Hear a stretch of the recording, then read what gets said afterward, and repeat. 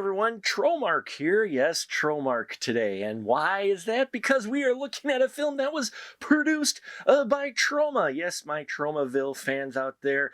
Uh, we've got a doozy of a film for you today. I was taking a break from mopping the studio to talk about Eating Miss Campbell. Yes, a new film that was written and directed by Liam Regan. And okay, so the story here is Beth Connor, played wonderfully by Lindsay Crane.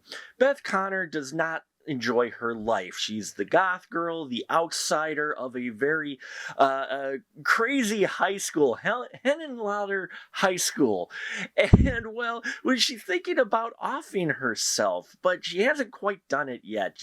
Her dad's married her a new woman after her mom had died, and this lady and her just do not get along. Plus, she's bullied at school by a trio of mean girls, and she has an insane new principal at the school who is being led by a PR company who thinks that school tragedies are marketable. And they decide that they're going to have a contest where they give away a gun after an eating contest. The winner can take the gun and go on a school shooting or off themselves. And just when things were looking very bleak for her, she started to get an inspiration of what to live for when she meets Miss Campbell, who helps guide her a bit and make her show that, life isn't all horrible.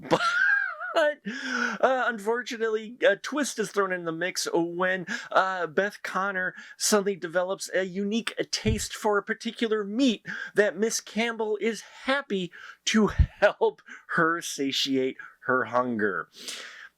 And that's just like scratching the surface, folks. This film is like if you mixed up Heathers and Mean Girls into a vat of Red Bull and then tried to drink it while it was still blending. That is how wild and just kinetic this film is. I mean, it starts off with Beth Connor, Lindsay Crane breaking the fourth wall right away, talking about how she's trapped in horror films and the various ways she's tried to off herself to get out of horror films, and yet she still keeps coming back to them.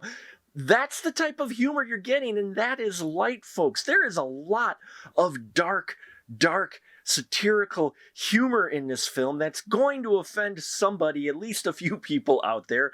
But you know what? Maybe that means that it's being effective because it does address a number of social issues like bullying, like, outsiding, how people take advantage of school shootings and try to make profits off of them. I mean, there's actually a lot of underneath messages and commentary on our culture, all buried within satirical, amped up tropes that we've seen from 90s films like Heathers, Jawbreakers. In fact, there's a one little skit in here that I loved where they name off a number of films using those as part of a description in the dialogue. And I loved that. I mean, if you can't tell by the logo and such on the poster that they are parodying these dark teenage I guess you could say dramedies or whatever that came out.